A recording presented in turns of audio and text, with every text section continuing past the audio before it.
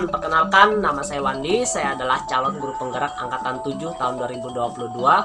Saya berasal dari SDN Batu Sahur, Kabupaten Barito Timur, Provinsi Kalimantan Tengah. Pada kesempatan ini saya akan menyampaikan kesimpulan dan refleksi diri saya terhadap pemikiran Ki Hajar Dewantara melalui modul 1.1 A8 koneksi antar materi.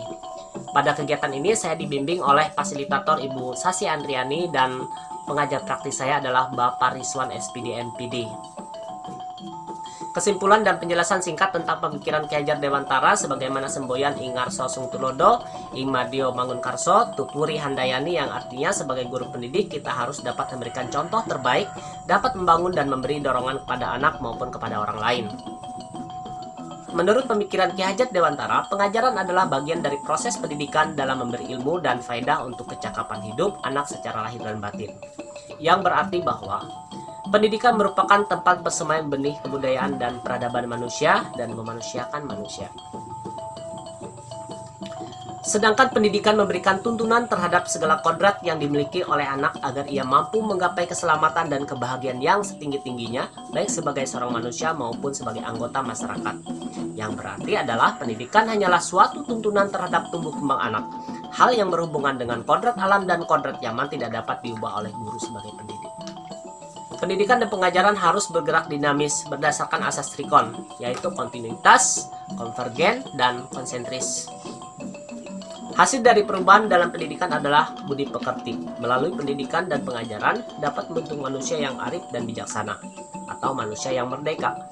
Menurut Ki Hajar Dewantara, budi pekerti merupakan perpaduan antara gerak, pikir, perasaan, kehendak hingga menimbulkan suatu tenaga. Refleksi tentang diri dan pengalaman baru tentang konsep berpikir Ki Hajar Dewantara dapat saya uraikan melalui 3 pertanyaan berikut.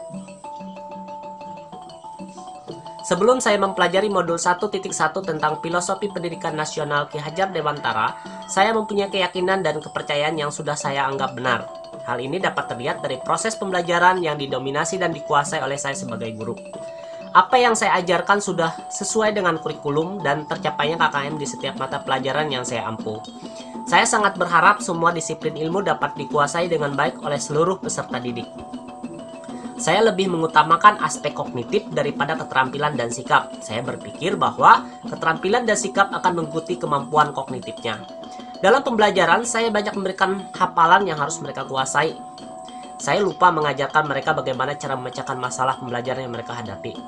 Saya seringkali mengeluh karena masih terdapat beberapa siswa saya yang tidak pandai. Hal ini hanya saya ceritakan kepada guru yang lain tanpa berpikir bagaimana cara mengatasi masalah ini. Setelah saya mempelajari modul 1.1 ini tentang filosofi pendidikan nasional Ki Hajar Dewantara, saya sangat menyadari kesalahan saya atas keyakinan-keyakinan yang saya percaya selama ini.